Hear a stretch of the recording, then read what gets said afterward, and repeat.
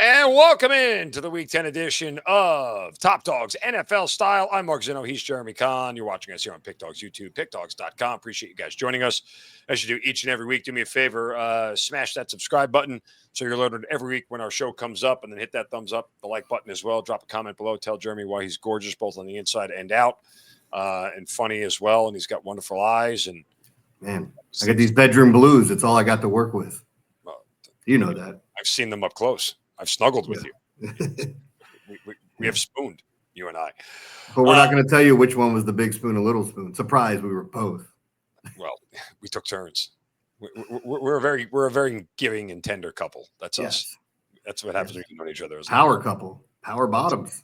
I mean, I don't know where I'm going with this. I have no idea. You got to be your bull. You're often a bad conductor. It's a good thing they don't let you host shows anymore because it just meanders. You know, they just leave you in your chair to yourself and let you do what you do. All right, let's get it going here. 5 games. We'll start with over the pond there in Germany. If you'd like some Lederhosen and some Schnitzel, you will get the Falcons and Colts at 9:30 a.m. here. It's a big number, Jeremy. The Colts just got beaten pretty handily last week by the Steelers. Falcons could have beat the Patriots. Probably should have beat. The 88 kicker doesn't miss an extra point. I would love to know how the rest of that game played out. Yeah, I really would. And I think there's a chance the Falcons actually win it. But those are my 2 big calls last week. That the Falcons went outright and NC State wins outright. I feel like I was on the right side of both of them. I was just glad to cover with the Falcons. By the way, when they're going, I wasn't upset that he missed the extra point because then I was guaranteed my victory at that point. Yeah. I know. Yeah, you didn't want overtime. 100%. No, you never want. You're the happiest guy in the world if you had the Falcons at that point in time. But, just do some comparative spread analysis. If we can agree that the Patriots are slightly better than the Colts, and I think they are, I would power rate the Patriots higher than the Colts at this point in time, considering they have a win over the Bills, and the Colts have played the Titans twice, the Dolphins, the Raiders, the Cardinals. They're not playing a top-level team here. But if we can agree the Patriots are slightly better, well, that number was at 5.5, closed at 4.5, I think it was, last week. And now a worse team is laying more in a neutral site? I mean, doesn't it tell you to take the Falcons there? I mean, it is back-to-back road games for the Falcons, and understanding it's not like huge travel, but you are going games for the Colts too. They were in Pittsburgh last week. That's very fair because they're both in Germany. So Falcons aren't playing the game in Germany while the Colts are back here in Indianapolis. Yeah, they're playing online. No, but when I look at this, I think you're right. I do think it's too many points. I think the Falcons can keep this close. Honestly, my favorite thing in this is I think we see a ton of points. I think it goes way over the total. There are 3 games on Sunday where I think we see shootouts, and this is clearly one of them. Start off your day watching some points. Well, here's the only thing I would counter with. One, the European games have typically been lower scoring because, the Falcons left on Thursday, so to head over there. And now that they are across the pond, they lose a day of practice, they lose a day of install. A lot of that stuff matters. The other thing I would tell you is the Falcons haven't exactly been scoring a lot.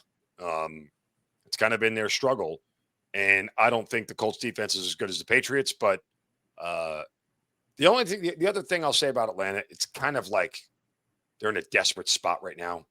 If they lose, they've lost 3 in a row. If they lost 4 in a row, it's going to go off the rails fast. They are in a desperate spot. Look at the NFC too. A lot of teams with 6 wins, just hanging or hovering around there. So I wouldn't. I'd take the Falcons. I don't know if I feel 100% comfortable about it because I haven't enjoyed stepping in front of the Colts. I did it in week 2 and week 3, and I'm like, okay, I'm done with this. I'm learning my lesson because I did it with the Vikings 5 times last year. Well, they went off to an 11-1 start. Mm-hmm. So I don't enjoy stepping in front of the Colts right here, but I think the Falcons is the right side. Yeah, I do. Again, I think that's the right side. I'm going to go back to it that I believe this ends up being a showcase game of 2 of the best running backs in football. Anything you can do, I can do better. And I feel like we're going to see these guys get involved. And I know what you're saying about these low-scoring games that we've had plenty in London.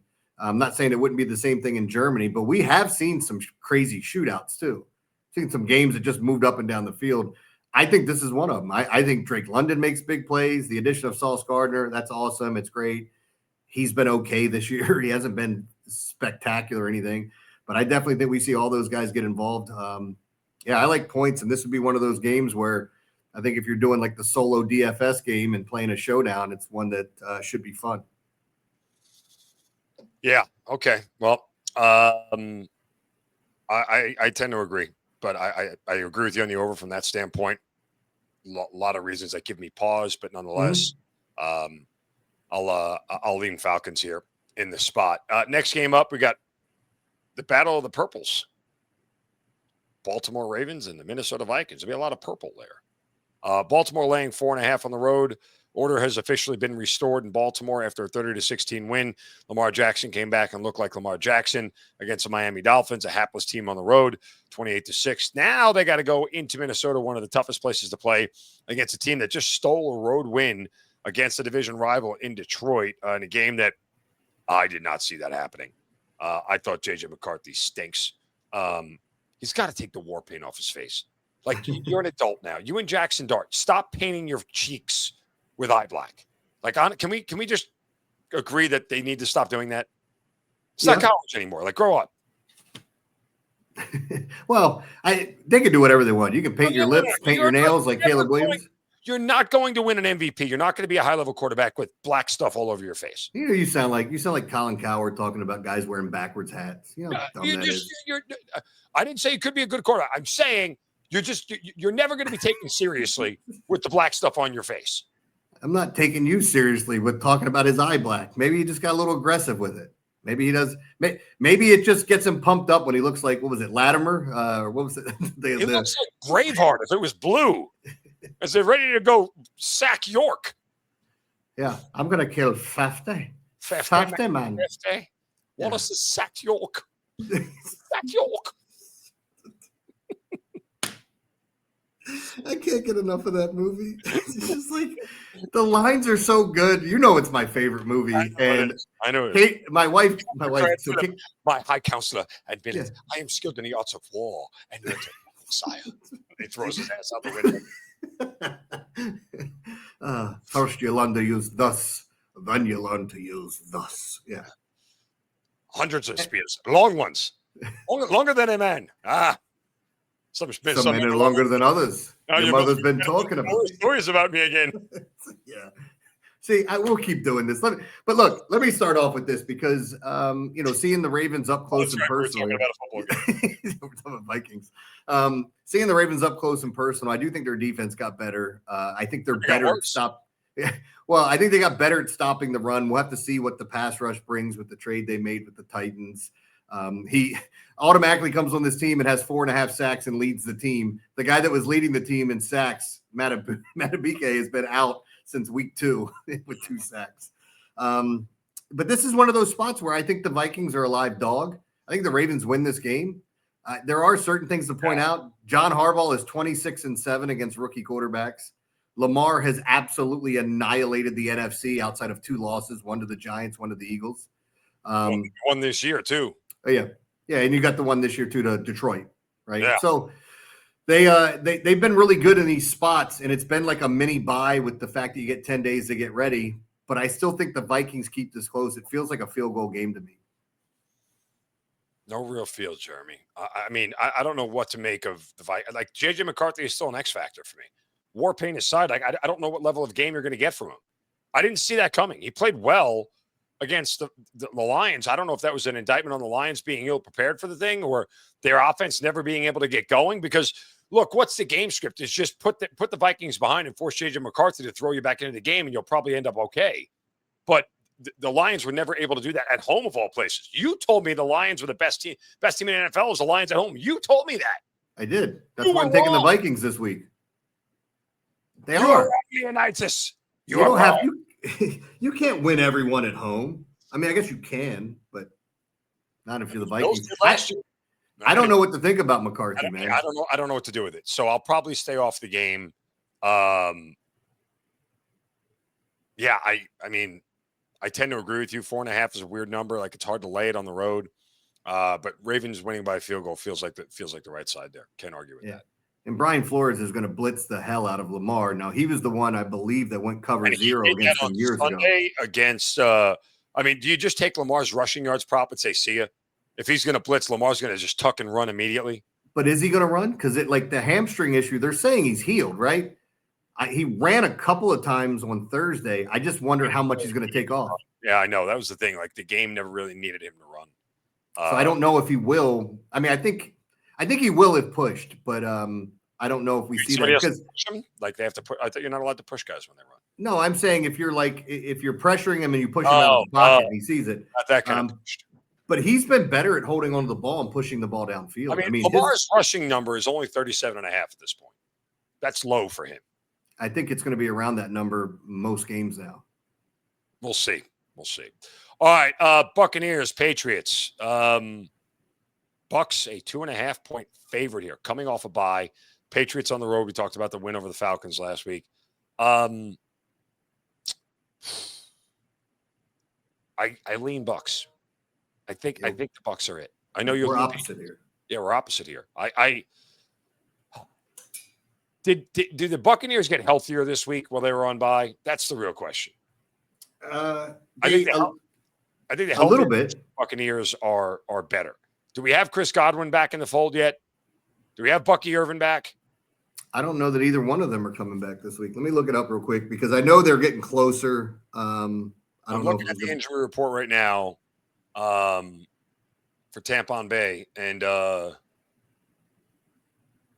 don't see anything other than questionables at this point.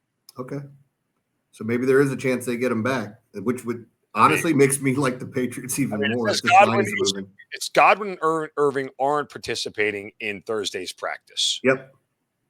So maybe they're not coming back. I don't know. I really don't know. I don't know what to think. I don't know how to do it. I told you it's the better team, to be honest with you. Yeah, I told you about this game. Like when I looked at it at first, I'm going, Tampa's coming off of their bye. They're at home and they're favored by less than a field goal. Like that line smells funny to me. You can sit here and talk about injuries and all that other stuff. The thing that I keep going back to is people have said that Drake May might be the best deep ball thrower in the league. What does Tampa Bay give up? Big plays in the passing game. That's their weakness is the secondary, yeah. I'm going with the Patriots. I think they win this game outright. I don't like you right now. I mean, can I say this much? Like prime teaser option for the Patriots to 8.5. That I'll do. Right? Yeah. Let me give you a little look-see here. Like Pats plus 8.5, and then who else would you go with? Pats plus 8.5, and what if I said to you Vikings plus 10.5? I like it. Don't tease me like that, bro. Right? Yeah. Either that or Niners to 10.5. Yeah, because or even Seattle. But see, Seattle's off they're on Sunday night. Arizona's on the road after Monday night. Seattle down to a pick might be the better at home. But also the Vikings are at home, taking them. So is the Niners to home, taking them 10.5. So I think there's some flexibility there. But Kyle Shanahan gets to beat up on little brother again, right? And that's one of the weirdest things that we've seen. He owns the Rams. Owns. So, yeah. All right. Jaguars, Texans. Another game where you could probably tease the Jaguars up if you really wanted to, given the number here. Jaguars coming off what looked like a lucky win over the Raiders in overtime. Texans take a tough loss at home in a game in which C.J. Stroud was injured. We have to find out his status for this game, Jeremy, more than anything else. Right now, he is listed as questionable. Wait a second. Stroud's out, right? Out. Yeah, he's out like a fat kid playing dodgeball. Concussion from last week when he got hit late, when he was sliding and the guy hit him. That was an illegal hit. No, it wasn't. They threw a flag. And they picked it up. Did they pick it up? They picked it up because his shoulder hit him right in the middle of the chest. He never made contact with the head. Okay. I didn't see that part. I must have skipped. Like I did see the flag. Because he slid so late, they deemed it was like a spot where he couldn't have pulled up. So regardless. Now the Texans got that giraffe at quarterback, Davis Mills, with that long-ass neck of his. I mean, at least he could see over the secondary. Merton Hanks. Yeah. I don't think he can dance like Hanks. No, the chicken dancer, Merton Hanks. If you guys don't know who Merton Hanks is, Google Merton Hanks neck, and you'll see what we're talking about. Guy had the longest neck ever. Look like a giraffe. Anyway, I don't know what to do with this game. Again, Jaguars tease would be the only thing I do. I don't trust the Jaguars on the road. Like them, the Raiders are one of my plays last week. Them laying 3.5 on the road was ridiculous. So, I mean, they're catching 1.5 here, but the Texas defense is the best in the league. I mean, would you look at the under here at all? And thinking that Trevor Lawrence struggles against this Texans defense, and then look at Houston saying, can I trust Davis Mills to get him up and down the field? You know, it's a very low number, and I think it would be, you know, any other day, an attainable number for them. Easier attainable number. Give me first half under 19.5. I like that. If it ain't going under early, it ain't going under late. I mean, look, there's just sometimes you look at the slate, and this should be a game that you look at and you just cross off, unless you feel like you found some sort of edge, because there's too many unknowns for me to bet this game and call it handicapping and not gambling, if you know what I mean. First half under 19.5. That may make the card. Okay. Kind of like it. I mean, these are two pretty hapless offenses. And since the Jaguars, you know, weakness is in the secondary with Davis Mills out there, do we really have to worry about it? I don't think so. Jacoby Myers now on Jacksonville. Yeah, it's going to hurt Brian Thomas's value. I'm upset about that. Yeah, but that guy's been BTJ is fantastic. He's had too many drop passes this year. It's a weird season for him. Well, yeah, not a good start there. All right, final game. Rams, Niners. We talked about this. Kyle Shanahan owns Sean McVay and the Rams. How do I not take the Niners here? Like, in what world are you laying 4.5? It's the same thing as the Ravens and the Vikings. Like, why would you lay 4.5 here? Rams could win this thing by a field goal. Niners typically win this game always. Shanahan just has had McVay's number always. I think this one's – so I agree with you. I would take the 49ers plus 4.5, but I do think there's a better bet in this game, and it's the over. I mean, I was all over the over against the Giants because the 49ers keep giving up big plays. And again, I end up working out in that game, but not quite how I envisioned it because the Giants weren't as good as I thought they were going to be on offense. They stubbed their toe quite a bit, but we still got there. I think the over is the play. I think this is the best over of the day because now that Puka's back, they're going to piece apart this San Francisco defense, and I believe they'll be able to move up and down the field. But I also know that Kyle Shanahan owns McVay and the Rams, and I think they're going to be able to put up points. So, I mean, going back to 2019, okay, the Niners are, 10-4 straight up against them. In the Rams' 4 wins, you ready for this going back?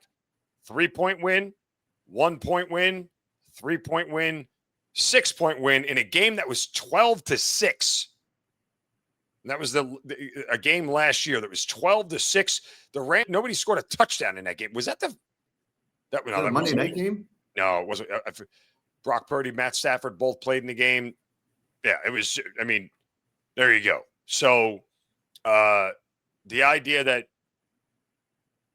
Shanahan can't outcoach McVay in this thing to me is and don't forget, San Fran's already done it this year. They went in on a Thursday night on a short week, missing all of their wide receivers, missing tons of players, and beat them outright.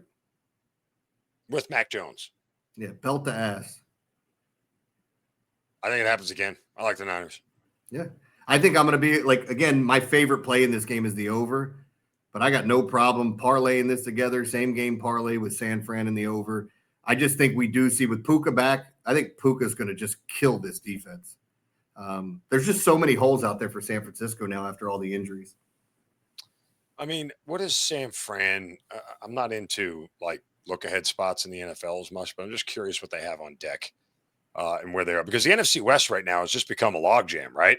Mm-hmm. I mean, you got 3 teams with 6 wins. It's the whole NFC, though, but you're right about the West. I mean, there's, as we were talking about earlier, there's across the board, it feels like there's 10 teams with 6 wins. They have a game against Arizona on deck next week. Where is the standings here? I mean, if the Niners lose this game, it's one of those things where they're 3-0 in the division already. Wow. It's a must win for the Rams in this spot. Mm-hmm. if the Niners win this thing, they might wrap up the division just based off of the tiebreak. You know what else? I think you see teams being more aggressive. And again, it's hard to tell you that it's going to lead to them picking up fourth down conversions, but I think you see these teams go for it more than you probably would, and try to go after sevens instead of threes as much as they can. Especially because you're right, McVay.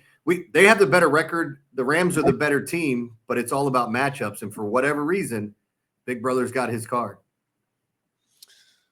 But yeah, it'll be Niners for me in this game. Not sure if it'll make the official card, but certainly the Niners are the side that I would look at as far as this game is concerned. So that'll do it for all of our games here. Now time for our show Best Bet, and we are going to go to Miami, where the Buffalo Bills are taking on the Miami Dolphins, who are coming off the Thursday night ass whooping that they took at the hands of the Ravens. The Bills get a win last week, as well as they sort of continue to right the ship going forward. But we're going to look to the Bills team total here, over 30.5. Why are we going to do that? Well, we look back at the matchup between these two teams here, and I'll just give you the Bills point totals in every game there is. 31, 30, 31, 21, 48, 34, 32, 19, 26, 35, 56. You get the point. 31, 37, and 31. That goes all the way back to the beginning of 2019. Miami has only beaten the Bills once. That game was in Miami. I remember it was in September. It was about 106 degrees outside. Josh Allen had a chance to throw the go-ahead score on fourth down, and it was wide. They missed it. Didn't matter. Bills won the division anyway. But other than that, they have won, I think it's like 12 of the last 13 or whatever it is, dating back to 2019. So 1, 2, 3, 4, 5, 6, 7, 8, 9, 10, 11, 12, 13 of the last 14. There you go. So anyway, let's just take the Bills team total here. Miami's defense, they just traded away one of their best defensive players. They're in the sell market now. And they had 10 days to get ready for this too. So, which is what, again, the only reason I'm bringing that up is my 3 overs that I liked. We talked about all of them. This is the other one. Colts game, Bills game, Rams game. I think we see shootouts in all 3 of them. And I like the fact that Miami's had 10 days to get ready for it. And it doesn't matter that Miami's defense has had extra time to get ready. They're just terrible. They can't stop the run. This is a big James Cook spot. Yep. I just think the game environment's great here. So we'll go Bills over 30.5 for our official team total bet. Bills team total over 30.5 for our official show Best Bet. Make sure you guys hit that subscribe button, smash that like button as well, and thumbs up. Reminder, go to Jeremy's page on my page, our premium pages for all the plays this weekend. Get a 3-day package, you get a 7-day package. Put us together. It's a great value. Our packages. Yes, you can get both of our packages. You can grab them both at the same time. Yeah. 6, 7. Your package is the 7. Mine's the 6. Are we going centimeters and your inches? I measure from my beehole, so that way I get the extra. Yeah. God, Lord. On that note, make sure you guys, if you haven't checked out Top Dawgz College Edition that came out yesterday, check that out as well for all of our college plays. But again, here each and every week. So again, go premium page, 3-day package, 7-day package for both of us. Thanks for joining us here on Pick Dawgz YouTube. Good luck with your week 10 NFL picks, and we will be back next week. Appreciate you guys joining us. Good luck this week, and go cash some tickets.